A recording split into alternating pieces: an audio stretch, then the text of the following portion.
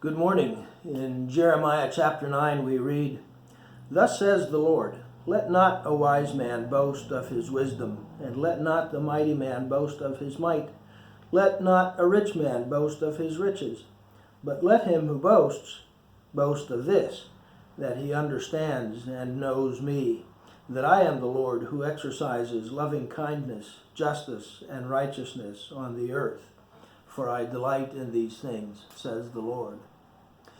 And then in chapter 10, the Lord reminds Jeremiah reminds us, of the Lord's sovereignty, of his control over our world. I'm going to read snippets of chapter 10.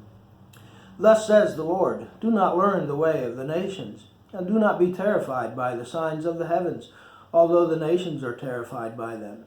For the customs of the people are delusion." Yeah, we've come to learn not to trust the wisdom of the world, the things that they tell us. It's never consistent. We don't know who to believe. Let's trust in the Lord and in his sovereignty. And then he goes on to remind us that he is sovereign over the nations. "There is none like you, O Lord.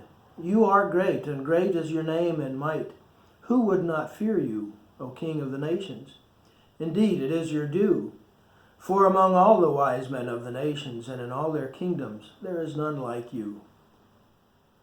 And then he goes on to remind us of his sovereignty over the earth itself. "But the Lord is the true God. He is the living God and the everlasting King. At his wrath the earth quakes, and the nations cannot endure his indignation. Thus you shall say to them, the gods that did not make the heavens and the earth will perish from the earth and under the heavens.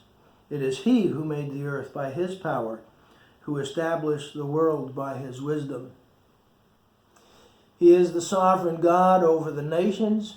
He's the sovereign God over the working of the planet. And finally, we have a couple of lines here in which he expresses his sovereignty over the atmosphere itself. Listen to this poetry. "And by his understanding he has stretched out the heavens. When he utters his voice, there is a tumult of waters in the heavens, and he causes the clouds to ascend from the end of the earth. He makes lightning for the rain, and brings out the wind from his storehouses." I love that line. He brings out the wind from its storehouses. God is sovereign over the events and over the movements of these days. And then chapter 10 kind of winds up with this word, "Correct me, O Lord, but with justice, not with your anger, or you will bring me to nothing." Let's place ourselves in God's strong, sovereign hand. We are safe there, no matter what's going on around us.